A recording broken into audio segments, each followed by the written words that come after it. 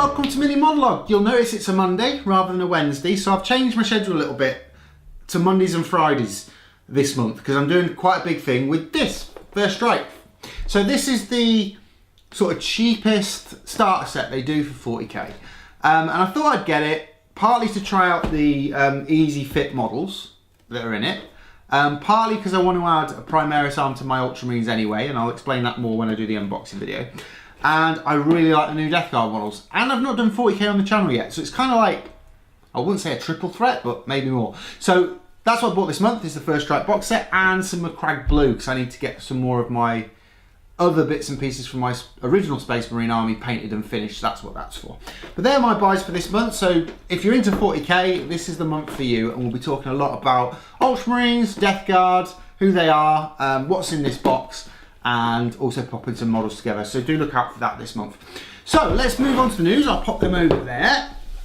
News, new codexes are going to be coming. Obviously we've got the UK Expo, that's this weekend. It's now Monday, so that's the weekend just gone.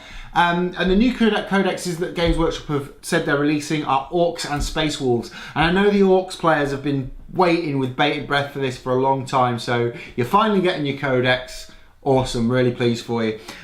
Also, there's new images out for the Orlok models for Necromunda, which look awesome. I love these kind of fish hook style guns they've got, which is kind of cool. I'll pop some links on down below, and I'll also pop some pictures on my Instagram and stuff when I get a second.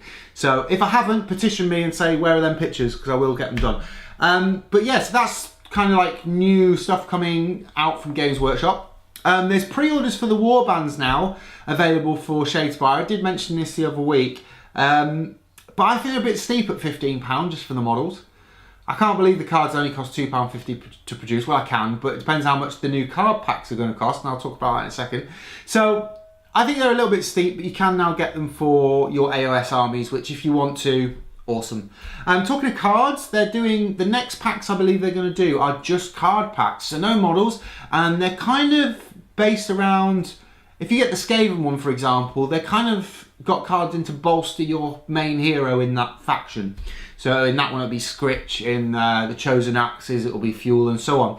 So I'll be looking out for them, and I'll give you more information when I get it. I'll probably be getting them. I love Shadespire, it's a great game, so I'll keep you posted as and when, but that's been coming up recently.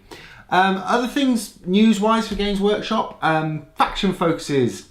If you haven't seen these, they're doing like a little synopsis on Age of Sigmar 2 for each of the factions. There's a Fireslayer one, a Seraphim one, quite a few are up already. I mean, the Skaven one's up, which is the main one I've read, and it was a little vague for my liking. It doesn't sort of tell us of anything kind of moving forward. However, because they've done it as Skaven, and due to my conversation at Warhammer Fest, if you haven't seen my Warhammer Fest reaction video, it'll pop up in the corner in a minute, but due to my kind of finding outs from Warhammer Fest, I think it's good that they put the Skaven under one banner again. And it was something that I sort of brought up with some people, but if you haven't seen it, do check it out on the Warhammer Fest reaction video. So maybe one race again, but we'll see. Warhammer Adventures. I thought I'd talk about this because it's come up in a lot of people's videos recently. Like the Battlehammer have talked about it, and a couple of other places have talked about it. And there's been a lot of reaction to it on Facebook. Now, if you don't know what Warhammer Adventures is, it's a new book series that Games Workshop are doing aimed at 8-year-olds. Now, the reason I'm stressing that is because there's been a lot of people getting on their high horse about saying it's going to ruin the the background. It's not. Is it going to be canon? Is it not going to be canon? Is it going to be this? Is it going to be that? It's going to ruin this. It's going to ruin that. A lot of these people are of the age who should be reading the Horus Heresy, in my opinion, or should be reading, I don't want to say the higher level reading element of Games Workshop, but at the end of the day, these books are focused on children, to give children a chance to find out the lore without having to really struggle to read a book. So if you think about it, you couldn't give the Horus Heresy to an 8-year-old, because some of the language in it, not that it's bad language, it's just, you'd have to get an adult to read it to them, if that makes sense. So it's not aimed at me, it's aimed at 8-year-olds. So I've not really got a problem with it. I think new blood into the hobby, having played younger people recently, in the fact that, I'll go down to Games Workshop and 90% of the people are younger than me these days on a Saturday. And and I'll play a game, and the enthusiasm that they have for the game is the enthusiasm I had. And as older players, we should be encouraging that, and we should be encouraging younger people getting into the hobby, because otherwise it'll shrivel up and die with us. And I'd rather that not happen. I'd rather Games Workshop, I don't want to say thrive, that's a terrible word, but I want them to I want it to continue. I want the stories to continue. I mean, I've read 30 odd Horus Heresy books, for God's sake. I like the background, and I don't think it's going to water it down. Whether it's canon or not, that's a whole nother conversation.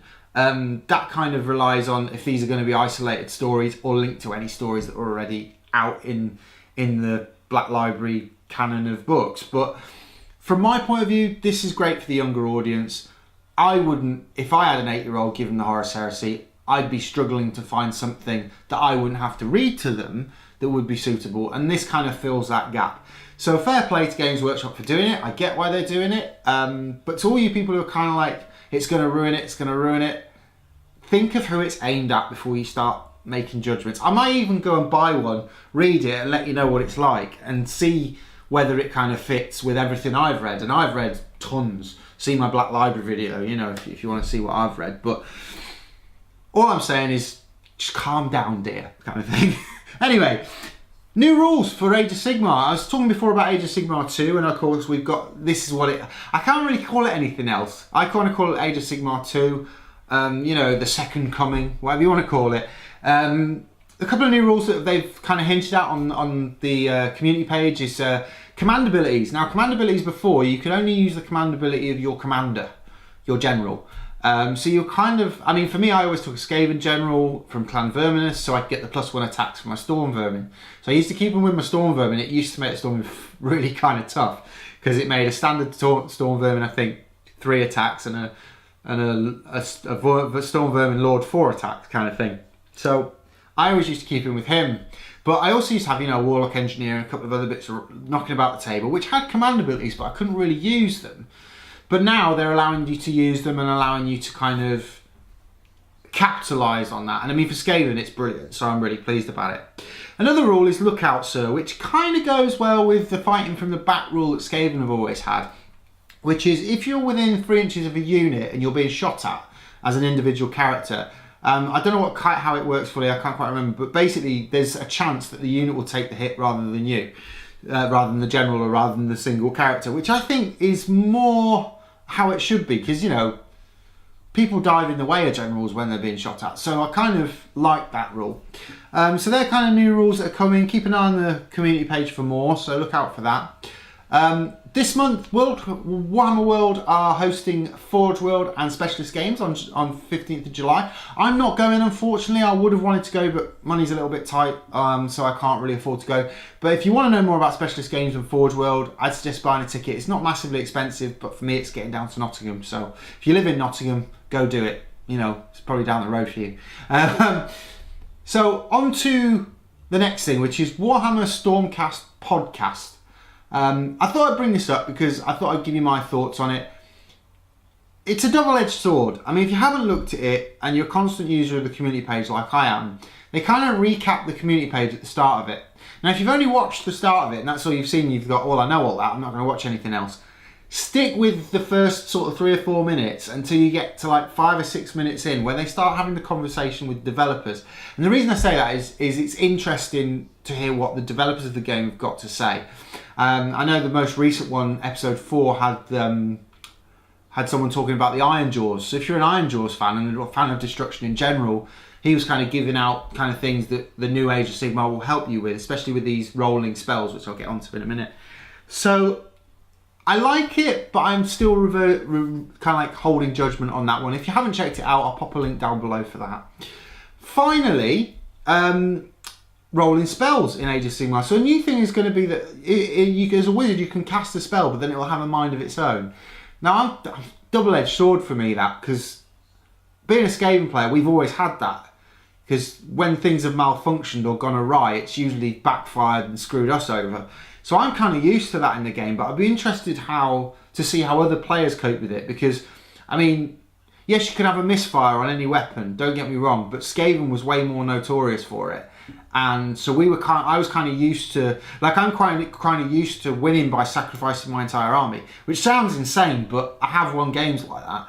So I suppose for me, it's not such a big thing, but I'd be interested to see how other generals cope with the new changes. So that's all my Games Workshop news. Moving on, Steamforged. So I went onto their website and checked out their news. There's a little bit of news on Season 4. It is coming. It's going to come near a SteamCon, which of course is at the back end of the year. In the meantime, though, we've had images for Vet Egret and Vet Hearn for the Falconers, and of course the Falconers team. So anyone who's playing Hunters and was going to get the Minor Guild for them. I mean, I'm still to get the Minor Guild for Ratcatchers, and I'm kind of holding off until later in the year when I go to SteamCon. So it might be a while until you see anything Guild Ball on the channel. I mean, I've got so much other stuff that I haven't done, and obviously 40k was one of them, and it does say in the channel description that 40k is something I will do. So what I'm going to do, obviously, is that first strike, and then I'll talk more about my 40k stuff. But anyway, back to Steamforged. There's also a new expansion for Dark Souls out if you're a Dark Souls player. So that's kind of all my news for this week. I don't think I've got anything else for you. So if you liked what you saw, pop a like on the bottom there. If you want to send me a message, hit me up in the comments. Do check out my Facebook, my Instagram, and Tumblr, because I pop stuff on Tumblr every now and again. And I'll see you on Friday when I do the unboxing for First Strike.